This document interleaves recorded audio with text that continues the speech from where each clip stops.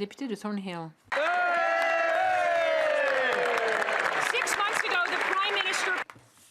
Il y a 6 mois, le premier ministre a promis aux Canadiens qu'il maîtriserait le déficit, réduirait notre dette et ferait baisser l'inflation. Il a plutôt creusé un trou de 80 milliards de dollars dans le budget. La dette augmente, l'inflation augmente et il a ajouté 90 milliards de dollars de nouvelles dépenses, soit plus de 5 000 dollars pour chaque famille. Chaque dollar dépensé par le premier ministre coûte aux Canadiens des impôts plus élevés, une inflation plus forte et une dette plus coûteuse. Les Canadiens paient le prix du champagne pour de l'eau du robinet avec ce budget. Pourquoi leur demande-t-il de payer encore plus? Le très honorable Premier ministre. Monsieur le Président, je vais revenir aux commentaires du député de Winnipeg-Nord. Ce budget vise à construire ce grand pays. Ce budget démontre qu'avec nos investissements, nous allons mettre 3 000 $ dans la poche de chaque Canadien. La députée de Thornhill. Le premier ministre emprunte. Les seuls qui en profitent sont les banquiers. Les intérêts sur la dette coûteront 55 milliards de dollars aux Canadiens cette année, soit plus que ce que nous dépensons pour les soins de santé et plus que ce que le gouvernement perçoit en TPS. Chaque dollar que le Canadien paie en TPS ne va pas aux médecins, aux infirmières, aux hôpitaux, mais aux banquiers. Pourquoi le premier ministre est-il si déterminé à faire en sorte que les banquiers bénéficient de meilleurs soins que les patients? Le très honorable premier ministre. Monsieur le Président, ce budget préserve les transferts en santé aux provinces. Ce budget investit dans les infrastructures en santé. Monsieur le Président, ce budget a le plus bas ratio dette-PIB du G7. Les coûts d'intérêt sont plus bas que lorsque les conservateurs étaient au pouvoir.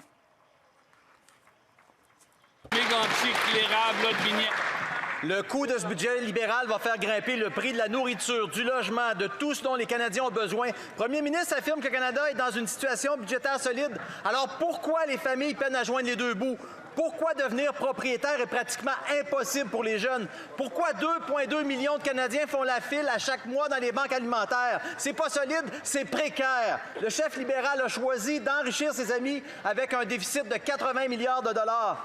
Pourquoi le premier ministre brise sa promesse de dépenser moins en versant de l'huile sur le feu de l'inflation? Très honorable Premier ministre. Monsieur le Président, 75 % des nouvelles mesures dans ce budget, dans cette année actuelle, c'est pour la souveraineté du Canada et l'abordabilité des Canadiens et Canadiens. Premier point. Deuxième point, c'est un budget qui investit au Canada. C'est un budget de confiance pour le Canada et un budget qui va mettre plus de 3 000 $ dans les poches des Canadiens et Canadiennes. Voilà. Honorable député de Mégantic-L'Érable-Lotbinière. Monsieur le Président, c'est un budget qui va faire passer ce premier ministre libéral à l'histoire comme le chef de gouvernement le plus coûteux de l'histoire du Canada. Je voudrais lui rappeler quelque chose d'important. Chaque dollar qu'il dépense sort directement de la poche d'un Canadien qui a travaillé fort pour le gagner. Il avait promis de dépenser moins. Son déficit va être de près de 80 milliards de dollars. C'est pas pour rien qu'on lit dans le Journal de Montréal aujourd'hui le fédéral déconnecté de la vraie vie. Dans quel monde parallèle il vit le premier ministre pour pas comprendre qu'augmenter l'inflation avec ses dépenses, c'est rendre la vie encore plus difficile pour tous les Canadiens? Le très honorable Premier ministre. Monsieur le Président, ce n'est pas le budget le plus coûteux, c'est un budget le plus ambitieux pour le Canada, plus ambitieux en ce qui concerne les logements pour les Québécois et les Québécois, des logements à travers le pays, pour les pauvres, pour l'énergie propre, pour l'avenir du Canada. C'est un budget pour l'avenir. Le député de Calgary-Est. Le déficit de 80 milliards coûtera 5 400 $ à chaque ménage. Le premier ministre a mis en place des abris fiscaux pour Brookfield lorsqu'il en était président. Il continue d'éviter les questions de savoir combien d'argent il a lui-même à l'étranger. Il évite les impôts que lui impose aux Canadiens. Peut-il se lever aujourd'hui et dire aux Canadiens combien d'argent il détient dans des abris fiscaux à l'étranger? Juste un chiffre. Le très honorable Premier ministre. Monsieur le Président, ce budget vise l'équité fiscale. Ce projet de loi réduit les impôts pour 22 millions de Canadiens. Ce budget réduit les impôts pour les jeunes Canadiens. Ce budget réduit la taxe carbone. Ce budget fait croître notre grand pays. Le député de Calgary-Est. Il évite de répondre à la question comme il a aidé Brookfield à éviter de payer des impôts. Les Canadiens ont le droit de savoir si le premier ministre a toujours des fonds dans des abris fiscaux à l'étranger. Peut-il se lever et dire aux Canadiens exactement combien d'argent il détient dans des paradis fiscaux? On veut juste un chiffre. Le très honorable Premier ministre. Monsieur le Président, je suis fier de mon bilan dans le secteur privé, mais je suis honoré de servir les Canadiens. Et nous servons les Canadiens en construisant ce grand pays, en investissant dans les ports, dans notre avenir. Nous allons faire croître ce pays comme jamais auparavant. Tout le monde ici a la chance de se lever et de soutenir ce budget. L'honorable député de Belleuil-Chambly.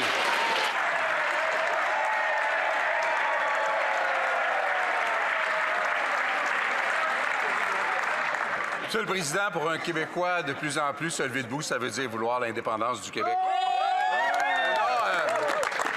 On a donné une chance à ce gouvernement qui est en campagne de recrutement. On lui a dit, pouvez-vous éliminer la discrimination dans la pension de sécurité de la vieillesse payée aux gens qui ont 65 à 75 ans, qui est 10 plus faible que celle qui est payée aux gens qui ont 75 ans et plus. Il n'avait qu'à dire oui, c'est un principe de justice élémentaire. Est-ce qu'il reconnaît qu'il a simplement refusé d'aider les retraités? Bravo! Le très honorable Premier ministre.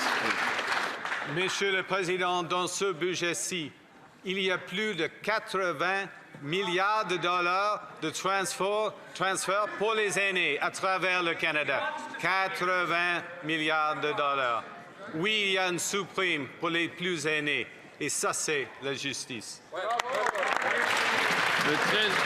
L'honorable député de Belleuil-Chambly. Il n'a pas lu ses notes, il n'a pas lu son budget. Deuxième chance. On a proposé au gouvernement, parce que c'est beau de construire des maisons, encore faut-il que les jeunes ménages puissent les acheter. On a dit au gouvernement, puis il va y avoir un système d'accès privilégié à du crédit pour les jeunes familles qui achètent une première maison, pour qu'il y ait quelqu'un qui les achète, ces premières maisons-là. Le gouvernement a refusé. Est-ce que le premier ministre confirme qu'il a refusé d'aider les jeunes ménages à acheter une première maison avec l'accès au crédit? Le très honorable Premier ministre. Monsieur le Président, oui, il y a un avantage pour les jeunes qui achètent leur première maison. Ça, c'est encore la justice à cause de la situation avant les grands investissements dans le logement. Et en même temps, il y a le CELIAP pour les jeunes. L'honorable député de Belleuil-Chambly.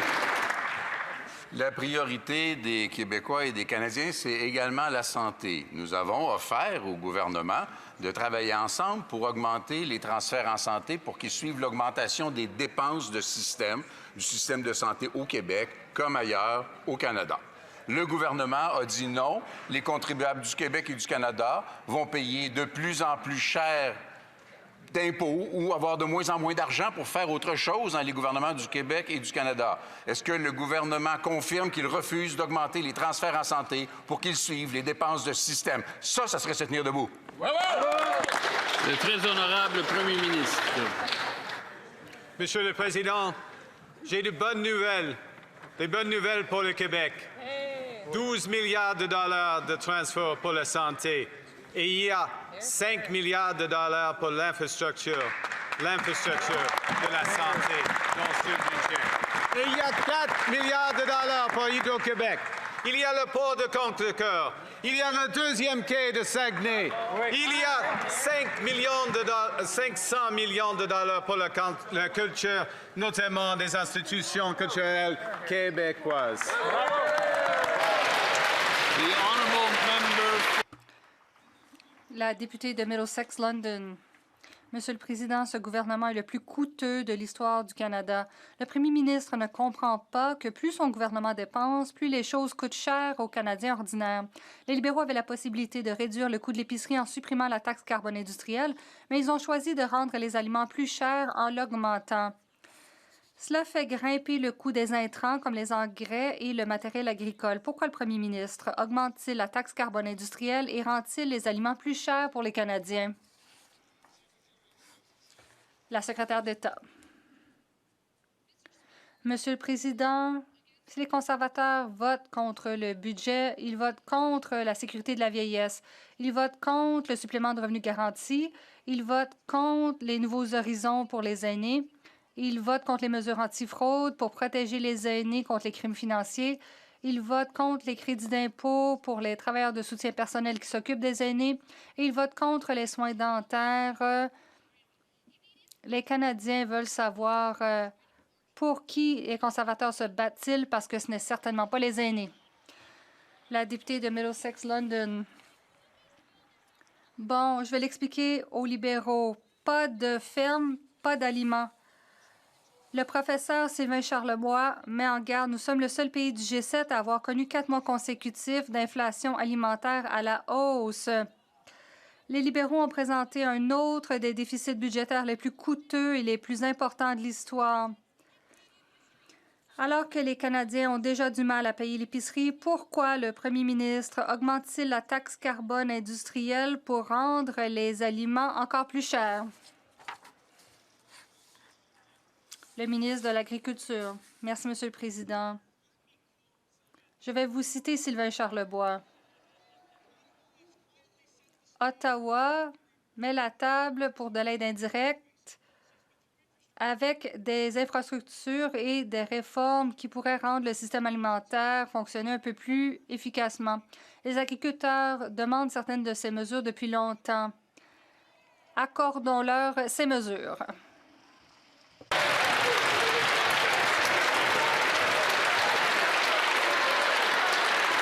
Again, through the chair. Il faut s'adresser à la présidence. Le député de Ponoka-Disbury. Ce gouvernement est le plus coûteux de l'histoire du Canada et chaque dollar que le premier ministre dépense provient des poches des Canadiens. Plus il dépense, plus les choses coûtent cher. Malheureusement, ce premier ministre libéral n'a rien appris des erreurs du dernier premier ministre libéral. Ils avaient la possibilité de réduire le coût des denrées alimentaires pour les Canadiens en supprimant la taxe carbone industrielle. Pourtant, ils ont choisi de rendre les denrées alimentaires plus chères en augmentant la taxe carbone industrielle qui fait augmenter le coût des engrais et du matériel agricole. Pourquoi le premier ministre augmente-t-il la taxe carbone industrielle et rend-il les aliments plus chers pour les Canadiens?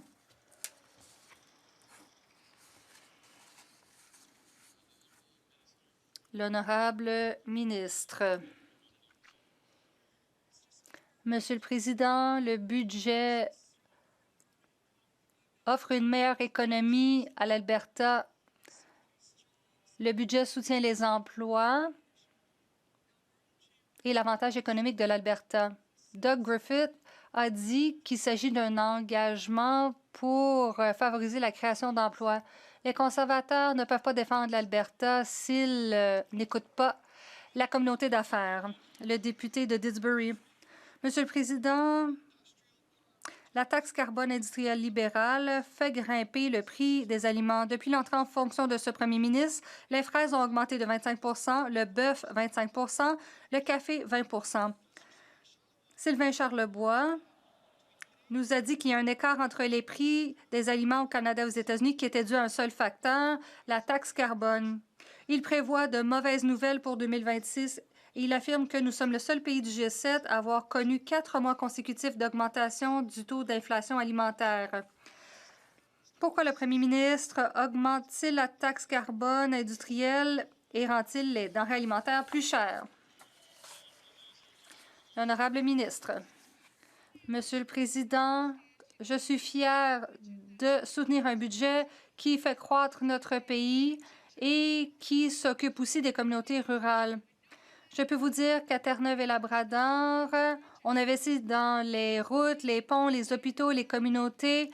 Ça compte. Et moi, je demande à mes collègues conservateurs de Terre-Neuve-et-Labrador s'ils vont voter pour ce qui compte pour notre province.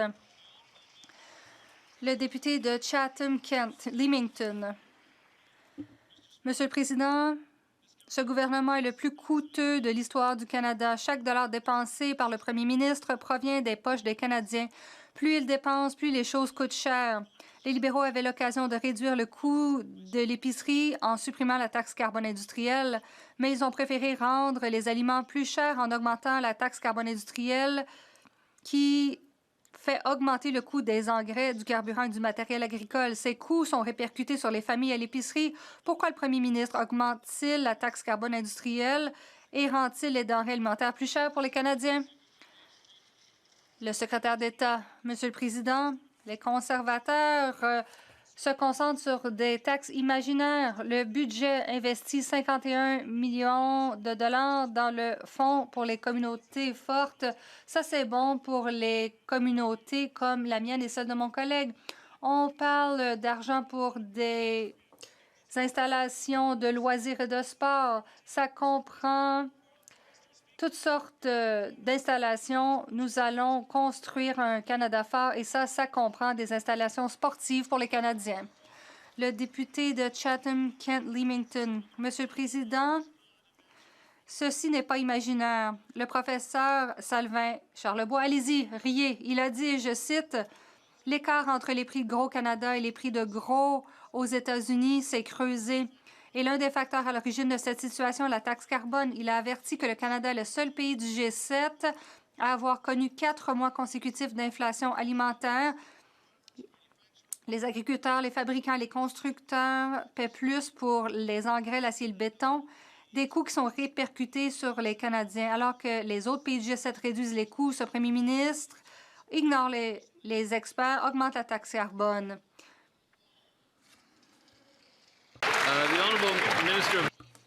L'honorable ministre. Bon, on cite souvent Sylvain Charlebois, mais il avait ceci à dire sur le budget 2025. Il a dit que nos investissements dans la logistique et les corridors commerciaux feront baisser les prix des aliments. Le professeur ensuite dit que le programme scolaire alimentaire fera une différence là où ça compte. Nous le rendons permanent et c'est exactement ce que le professeur avait demandé.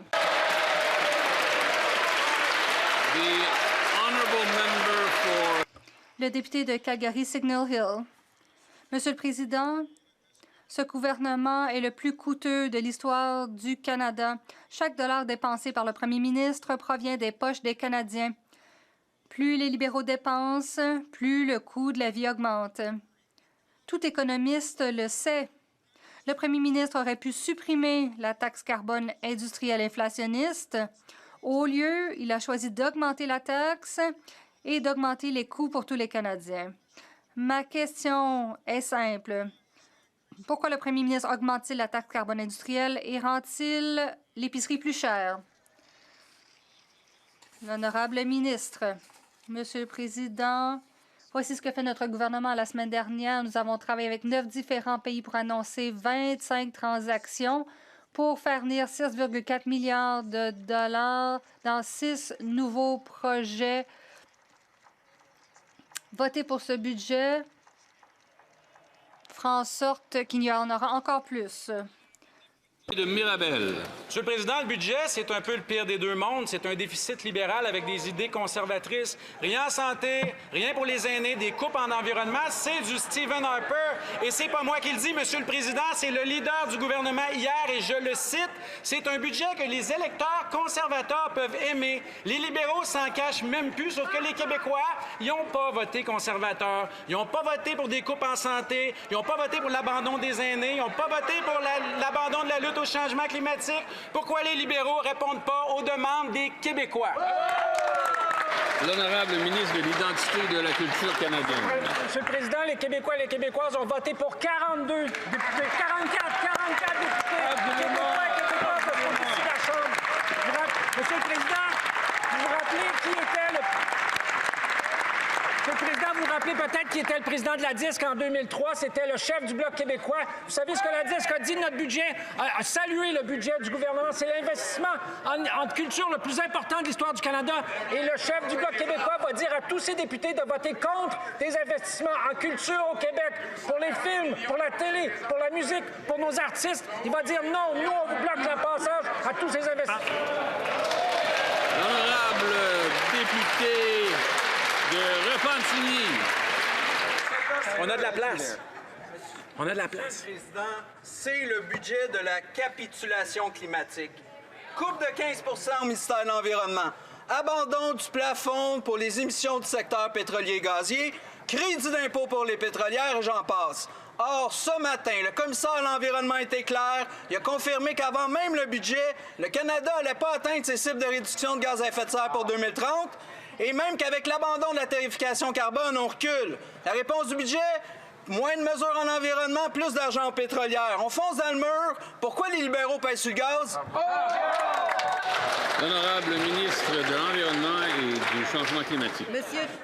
Monsieur le Président, je dis à chaque fois, notre gouvernement va continuer à lutter contre le changement climatique. Et d'ailleurs, quand tu regardes dans ce budget, on voit les effets. On va renforcer la tarification de carbone pour l'industrie. Nous allons réduire les émissions de méthane. Mais pas seulement ça, quand on regarde dans les pages de tout le budget, ce que nous voyons, c'est qu'on va lutter dans tous les départements du gouvernement. Oui. On va faire le travail. C'est nous qui vont bien bâtir un pays fort, un Canada fort. Le député de Parry Sound Muskoka. Le secteur de la construction résidentielle de Toronto a publié un rapport cinglant sur le gouvernement mettant en garde contre la perte de 100 000 emplois dans le secteur. Malgré la promesse faite par le premier ministre pendant la campagne de construire 500 000 nouveaux logements par année, le gouvernement refuse de mettre en œuvre notre politique de réduction de la TPS sur toutes les maisons de moins de 1,3 million de dollars. Les mises en chantier ont chuté, les promoteurs licencient leur personnel. Pourquoi le gouvernement n'écoute-t-il pas les experts et ne réduit-il pas la TPS sur toutes les maisons neuves de moins de 1,3 million de dollars afin que les constructeurs puissent se remettre au travail et construire les maisons dont les Canadiens ont tant besoin? Le secrétaire d'État. Merci, Monsieur le Président. Voici la réalité. Le Parti conservateur du Canada vote contre le plus grand investissement en infrastructure de l'histoire du Canada. Des milliers d'emplois, des occasions d'apprentis, des occasions pour nos jeunes, des occasions pour former la prochaine génération. Monsieur le Président, des routes, des ponts, des centres communautaires, des hôpitaux, des maisons. Monsieur le Président, ça ne peut pas se concrétiser si les conservateurs votent contre le budget. Le député de Parry Sound Muskoka. Monsieur le Président, si dépenser plus d'argent à régler la crise du logement, nous aurions un excédent de logement dans ce pays. Ceci vient d'un ministre du Logement qui a augmenté les taxes sur le logement de 141 % lorsqu'il était maire de Vancouver, faisant grimper les prix des logements de 149 %. Nous sommes dans une crise du logement. Il est clair que ce ministre ne comprend pas. Les experts nous disent qu'il pourrait y avoir 100 000 emplois perdus dans le secteur. Pourquoi le gouvernement ne suit-il pas notre conseil et réduire la TPS sur toutes les maisons de moins de 1,3 million de dollars? Pourquoi ne pas écouter les experts? L'honorable ministre, la question est de savoir si les conservateurs vont soutenir le budget le plus agressif en matière de logement de l'histoire. Notre nouveau gouvernement propose l'investissement le plus important de l'histoire en logement abordable. Nous mettons les Canadiens au travail. Nous construisons les logements abordables dont nous avons besoin. Nous voyons des niveaux sans précédent de mise en chantier. Nous voyons des progrès dans le domaine du logement en ce moment et nous redoublons d'efforts. Nous allons construire et nous nous attendons à votre soutien pour en faire plus. Encore une fois, je rappelle aux députés qui doivent s'adresser à la présidence. La députée de Newmarket, Aurora. Mardi, les Canadiens ont pris conscience de la réalité du plan désastreux du gouvernement libéral en matière de logement. La promesse de construire 500 000 logements par année s'est transformée en un plan visant à supprimer 100 000 emplois. L'Association Build de Toronto estime que le budget est particulièrement préoccupant et ne constituent pas un plan concret visant à réduire de manière urgente les frais de logement. Ils avaient promis de réduire les frais de développement de 50 %, mais surprise, encore une promesse non tenue des libéraux. Les ventes de logements se sont effondrées avec une baisse de 82 % dans la région du Grand Toronto. Le premier ministre va-t-il finalement reconnaître qu'il ne construit pas de logements? Il ne fait que construire une longue liste de promesses non tenues. La secrétaire d'État. Monsieur le Président, ce budget investit dans le Canada et dans les jeunes Canadiens, de même que dans les familles d'un océan à l'autre. Nous soutenons les jeunes en créant des possibilités pour les aider à obtenir de la formation et accéder à des emplois bien rémunérés. Nous construisons des maisons, nous construisons des projets d'intérêt national. Nous investissons dans les formations pour des jeunes qui font face à des obstacles. Il y a aussi davantage d'occasions d'emploi d'été partout au pays. Nous espérons que les députés de l'autre côté soutiendront les jeunes. Merci, Monsieur le Président. L'honorable député de Newmarket Aurora. Nous avons déjà entendu ça. C'est du réchauffé. Et l'industrie du logement est en chute libre au Canada. Les ventes de maisons ont diminué de 80 % dans le Grand Toronto. L'association Build de Toronto dit que le budget se fonde sur des données du passé qui fournit de mauvaises réassurances. Le budget éliminera 100 000 emplois et entraînera moins de logements et moins de débouchés. Le premier ministre va-t-il entendre raison et aborder les coûts de développement pour qu'on puisse enfin construire? Yes, the honourable minister for. L'honorable ministre de la condition féminine. Quand les conservateurs parlent d'abordabilité, ils parlent vraiment de coupes, des coupes dans les programmes auxquels se fient les Canadiens. Mais nous sommes là pour les Canadiens. Nous avons mis en place l'allocation canadienne pour enfants qui fournit des centaines de dollars pour les jeunes.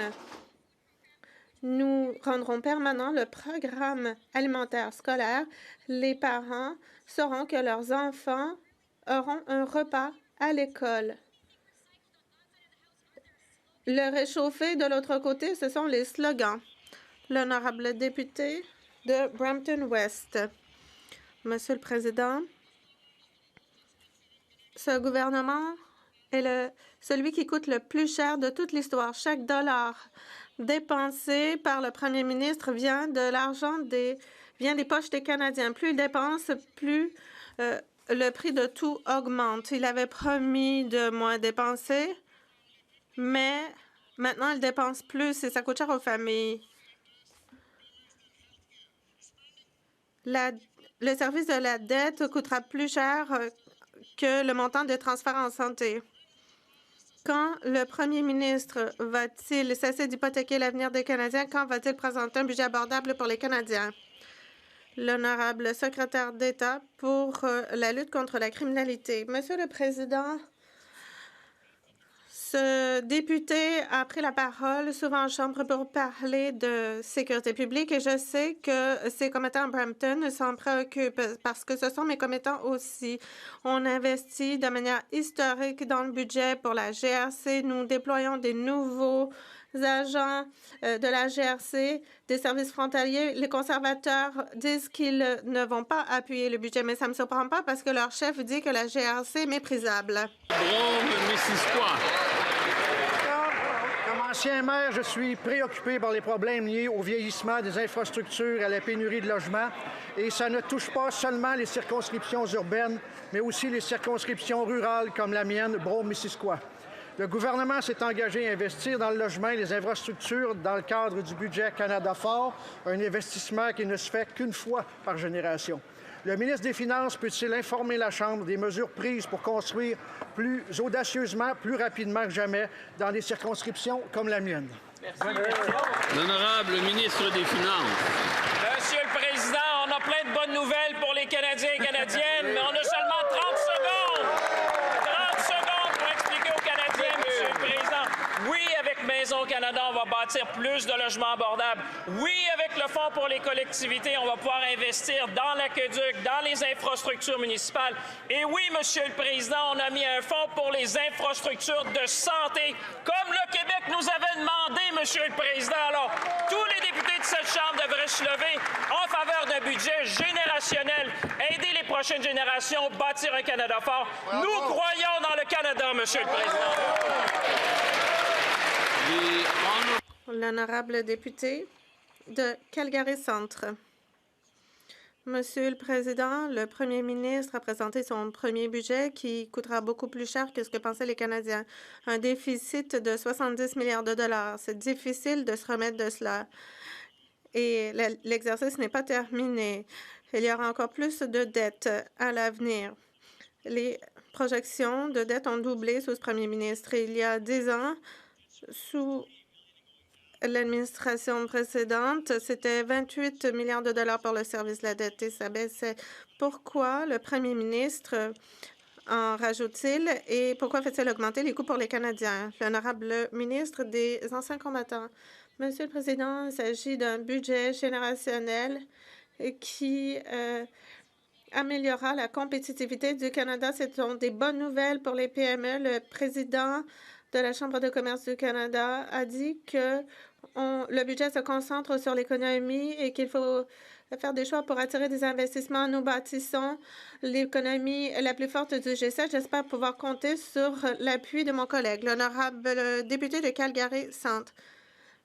Bon, je pense que ça ne répondait pas à la question, mais le gouvernement a revu sa cible budgétaire. C'est une autre cible qu'il rate constamment. Ils ont changé leur définition et la cible est si faible cette année, elle ne veut plus rien dire. Les Canadiens méritent de la stabilité, non pas un gouvernement qui bouge ses cibles quand ça fait son affaire. Le ministre va-t-il admettre qu'il n'y a pas de responsabilité budgétaire dans son budget et que ces cibles budgétaires, c'est simplement des tactiques politiques? L'honorable ministre, le gouvernement a annoncé le prolongement de 3 ans de l'opération Réassurance et nous avons des militaires en Lettonie. Est-ce que le député laisse entendre qu'on ne devrait pas adopter un budget qui nous permet d'exprimer notre plus grand engagement à l'OTAN, alors que l'OTAN veut renforcer le flanc Est en renforçant la collaboration de sécurité dans la région. Le Canada dirige une brigade qui comprend des membres de 14 pays. Je dirais aux députés de se joindre à nous pour appuyer les Forces armées canadiennes. L'honorable député de Provencher. Monsieur le Président, le gouvernement est le plus dispendieux de l'histoire du Canada. Chaque dollar dépensé par le premier ministre vient des poches des Canadiens. Plus il dépense, plus tout coûte cher. Le premier ministre a promis aux Canadiens qu'il allait maintenir le déficit à moins de 62 milliards de dollars, mais le déficit est à 78 milliards de dollars. Il a dit aux Canadiens qu'il se débarrasserait de la taxe carbone, mais la taxe carbone industrielle augmentera et fera augmenter le prix des aliments. Pourquoi le premier ministre augmente-t-il la taxe carbone industrielle? Pourquoi veut-il rendre les aliments plus chers? L'honorable ministre de la Justice. Monsieur le Président, un Canadien qui vote pour les conservateurs ne comprendrait plus rien de ce qui se passe. En Nouvelle-Écosse, les gens veulent des choses simples, des soins de santé, mais ne me prenez pas au mot. Le gouvernement progressiste conservateur en Nouvelle-Écosse a félicité le premier ministre pour son budget parce qu'il y a plus d'argent pour l'infrastructure en santé et pour des incitatifs fiscaux qui créeront de bons emplois pour les gens de ma collectivité. Les conservateurs ailleurs au pays savent que ce sont des bonnes idées. Les seuls conservateurs qui ne sont pas d'accord, ce sont les députés de l'autre côté. Honorable député de Côte-du-Sud, Rivière-du-Loup, Tétascaming, Témiscouata. Monsieur le Président, les libéraux ont présenté le budget le plus coûteux et le plus déficitaire de l'histoire du pays en dehors de la pandémie. Le coût de leur budget fera grimper le prix de la nourriture, du logement et de tout ce que les Canadiens ont besoin. Et ce sont nos familles qui paient le prix à l'épicerie de la taxe carbone industrielle de ce gouvernement, que le gouvernement a augmenté. Il y a quelques semaines, j'ai demandé une réponse au gouvernement pour une électrice de mon comté à l'Apocatière qui était obligée de choisir entre se nourrir ou se loger. Nous n'avons pas eu aucune réponse. Pourquoi ce premier ministre augmente la taxe carbone industrielle qui rend la nourriture plus chère pour mon électrice et aussi pour l'ensemble des Canadiens? L'honorable secrétaire d'État à la Nature. Monsieur le Président, je suis un peu surprise de la réaction de mon collègue d'en face. Dans ce budget-là, il y a des jobs à la Davie. Il y a des jobs à l'Apocatière à partir des mesures qu'on a. Dans ce budget-là, moi, j'ai Châteauguay-les-Jardins de la Pierreville. J'ai une des grosses frontières au Québec et j'ai plusieurs de mes collègues ici, partout en Chambre. 1,7 milliard pour renforcer la sécurité à nos frontières. C'est ça que ça nous apporte, ce budget-là. Mais si mes concitoyens en ont besoin, je suis certaine que les concitoyens d'ailleurs aussi. Merci. Honorable député de Côte-du-Sud, Rivière-du-Loup, de Tascomique, de Témiscouata. Monsieur le Président, les libéraux avaient l'occasion d'alléger le fardeau des Canadiens, mais depuis l'arrivée de ce premier ministre, les prix ont flambé. Les fraises, 25 de plus, le bœuf, 25 de plus et le café, 20 de plus. C'est incroyable. La taxe carbone industrielle contribue à l'écart des prix avec les États-Unis et va maintenir l'inflation alimentaire élevée. Et c'est pas moi qui le dis, c'est le professeur Sylvain Charlebois. Il a même dit que ça allait contribuer pendant de nombreuses années. Monsieur le Président, encore une fois, pourquoi est-ce que le gouvernement augmente cette taxe et rend la nourriture encore plus chère pour nos familles? Ministre de la Santé. Monsieur le Président, vous savez, bâtir un Canada fort, c'est faire des investissements générationnels en infrastructure. Le budget de 2025 comprend 5 milliards de dollars pour un fonds dédié aux infrastructures de santé afin de contribuer à la construction de nouveaux hôpitaux, salles d'urgence, centres de soins, facultés de médecine et autres. C'est ce que les provinces, y compris le Québec et les territoires, nous ont demandé et c'est ce que nous livrons. Merci. L'honorable député de Richmond-Arthabasca. Merci, Monsieur le Président. Monsieur le Président, soyons clairs. Les conservateurs sont pour les baisses de taxes, pour les baisses d'impôts, pour laisser plus d'argent dans les poches des Canadiens et des Canadiennes. Savez-vous où les libéraux ont choisi de couper les taxes? Restez assis sur votre chaise, Monsieur le Président. Ils ont décidé de couper sur les avions privés et les bateaux de luxe. C'est pas une blague, Monsieur le Président. C'est pour les amis libéraux. J'invite les députés à venir à l'épicerie avec moi, parler à la mère monoparentale, aux personnes âgées, pour leur dire que c'est les propriétaires de bateaux de luxe qui vont avoir une baisse de taxes et non eux à l'épicerie. The Honorable Minister of Indigenous Services. L'honorable ministre des Services aux Autochtones. J'invite mon collègue de l'autre côté de la maison de vraiment parler à tous les membres dans sa circonscription. Parce que dans ce budget, on a décidé de protéger la position des Premières Nations. Aussi, c'est important qu'on a inclus des investissements infrastructures, l'eau potable et le logement. C'est aussi important d'inviter l'opposition de travailler avec nous pour protéger ces décisions, protéger les nations autochtones. Je sais qu'il y en a dans sa circonscription aussi. De Richmond-Arthabasca. Monsieur le Président, en tout respect pour la collègue Pierre-Olivier Zappa, référence en économie et en finance, le fédéral déconnecté de la vraie vie, elle me parle des Premières Nations, je parle des bateaux de luxe, des avions. Je ne peux pas voir sa réponse. Qui a décidé de baisser les taxes, ces avions privés, ces bateaux de luxe, pendant que notre monde souffre, en arrache? Rien pour nos aînés, rien pour notre monde. Qui a décidé ça? Le ministre de l'Industrie. Président, moi, je trouve ça fascinant quand j'ai un collègue du Québec qui se lève puis qui dit que le secteur de l'aérospatiale au Québec, c'est pas important. Vous savez quoi? La décision du gouvernement fait en sorte que Bombardier, hier, a annoncé 600 nouveaux emplois au Québec.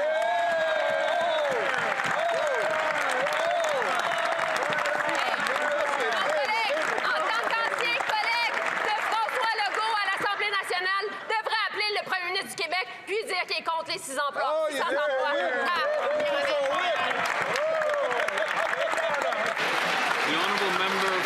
L'honorable député de Haldimand-Norfolk. Monsieur le Président, en démocratie, on peut débattre de tout, mais certaines choses ne devrait pas pouvoir être discuté. La protection des enfants vulnérables en fait partie. La Cour suprême a récemment invalidé des peines minimales obligatoires pour 2 hommes qui possédaient des centaines d'images d'enfants, certains aussi jeunes que 3 ans.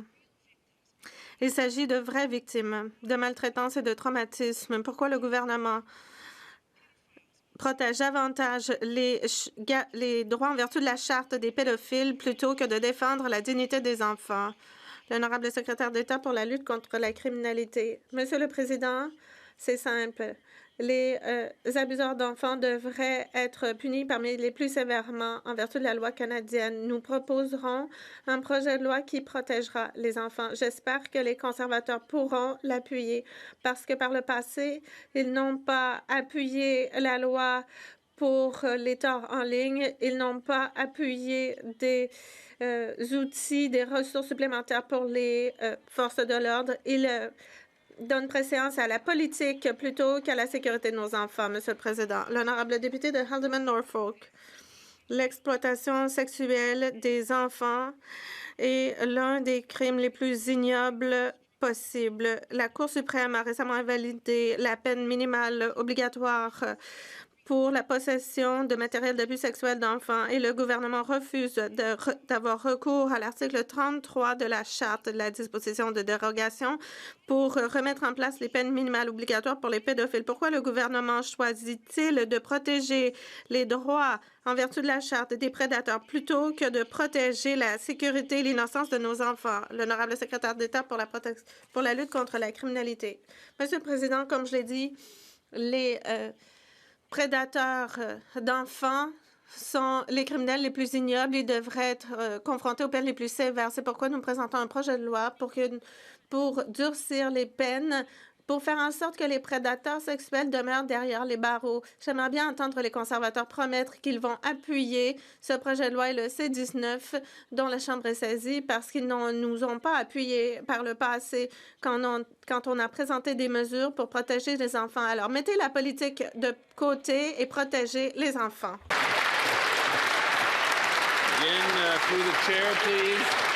Il faut s'adresser à la présidence.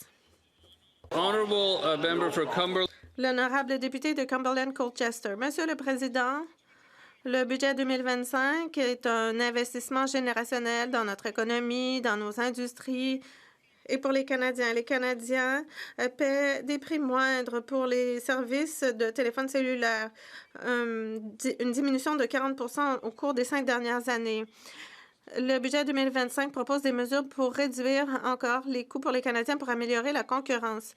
À un moment où les Canadiens se soucient des coûts et du prix des factures, est-ce que la ministre de l'Industrie peut nous dire comment le gouvernement travaille pour faire baisser les factures? L'honorable ministre de l'Industrie, je remercie ma collègue de Cumberland-Colchester pour sa question importante. Elle et moi, nous concentrons avec le gouvernement à abaisser les prix dans le secteur des télécommunications. Cet été, nous avons pris la bonne décision, c'est-à-dire maintenir la décision du CRTC pour augmenter la concurrence dans le secteur. Et nous avons dit que nous allons améliorer la compétition. Nous allons faire plus dans le budget pour ce faire, pour le secteur des télécommunications. L'honorable député d'Edmonton-Nord-Ouest. Les libéraux ont présenté le déficit budgétaire le plus coûteux de l'histoire, à part pour la COVID. Le coût du budget des libéraux augmentera le coût des aliments, des logements et de tout ce que les Canadiens achètent. Les jeunes familles canadiennes, les aînés, les anciens combattants devront faire des choix difficiles alors que l'hiver arrive.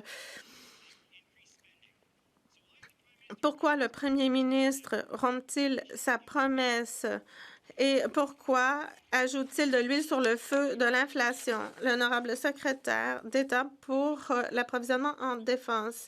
Merci, Monsieur le Président. Le budget 2025 permettra au Canada d'être à la hauteur. Il comprend 82 milliards de dollars pour la sécurité en défense. Et un fait intéressant, en 2009, le budget de Stephen Harper ajusté à l'inflation est le plus gros déficit. Alors, on ne prendra pas de leçons des conservateurs. L'honorable député de Kitchener-South Espeler. ajustés à l'inflation qu'ils ont causée. Le nouveau budget des libéraux est coûteux, le plus coûteux de l'histoire. Chaque dollar dépensé par le premier ministre vient de la poche des Canadiens. Plus il dépense, plus tout va coûter cher. Que ce soit au moyen de taxes ou d'inflation, tout va coûter plus cher. Un déficit de 80 milliards de dollars, c'est 2 000 $ pour chaque homme, femme et enfant au pays. Pourquoi est-ce qu'il devrait avoir à payer ces dépenses que nous impose le premier ministre? Pourquoi le premier ministre rompt-il sa promesse de dépenser moins? L'honorable ministre, le budget diminuera le coût de la vie, augmentera le nombre d'emplois grâce notamment au fonds pour l'exploitation des minéraux critiques qui se trouvent dans nos téléphones cellulaires, dans toutes sortes de matériel d'équipement dont nous avons besoin.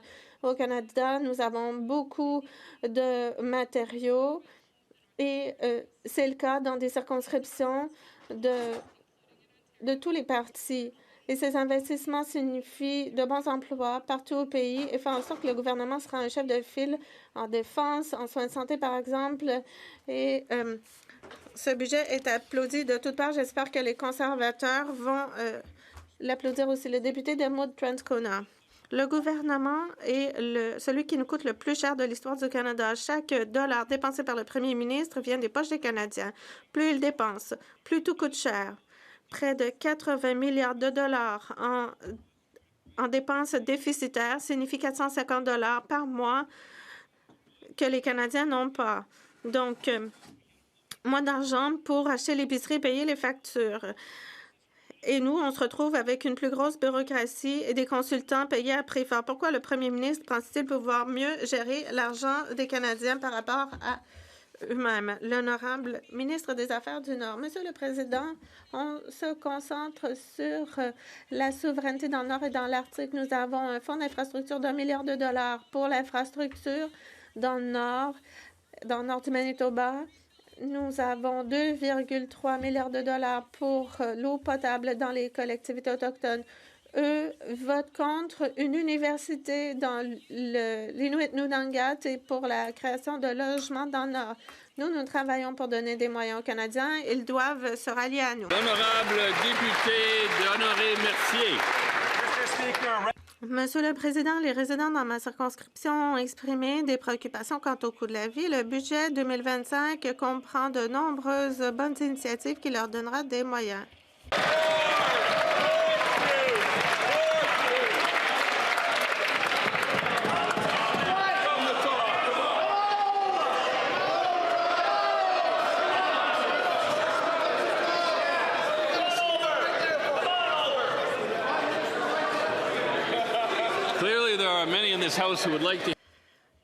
J'ai l'impression que beaucoup voudraient entendre la question depuis le début. Monsieur le Président, mes collègues sont très contents de m'entendre poser une question. Il y a beaucoup de bonnes initiatives dans le budget 2025 qui donneront des moyens aux Canadiens partout au pays pour les aider financièrement, améliorer la concurrence pour arriver à l'abordabilité. Et donc, dans le budget 2025, nous avons des mesures pour rendre le secteur financier plus concurrentiel. Est-ce que le secrétaire d'État à l'ARC aux institutions financières peut informer la Chambre de ce que fait le gouvernement pour rendre la vie plus abordable pour les Canadiens grâce à la réforme du secteur financier? L'honorable secrétaire d'État pour les institutions financières. Monsieur le Président, je remercie mon collègue pour cette question importante. Dans notre budget générationnel, le gouvernement du Canada rend la vie plus abordable pour les Canadiens en rendant notre système financier plus concurrentiel et plus novateur. Notamment, nous offrons aux Canadiens davantage d'options pour les services financiers en aidant les coops de crédit et les petites banques à prendre de l'ampleur. Nous rendons les services bancaires ouverts plus disponibles pour que les Canadiens aient accès à des comptes chèques à moindre frais. Et nous, on se concentre sur rendre la vie plus abordable pour les Canadiens. L'honorable député de Calgary-North Hill, le premier ministre a dit aux Canadiens qu'ils devraient faire plus de sacrifices pour payer pour les déficits du gouvernement. Mais hier, on a appris toutefois que il y avait un cocktail tenu par des lobbyistes qui étaient bien contents d'obtenir des milliards de dollars pour leurs clients. Alors, est-ce que les libéraux vont s'excuser d'avoir sabré le champagne avec des lobbyistes et d'avoir célébré un budget déficitaire alors que les Canadiens ne peuvent même pas se payer une caisse de bière?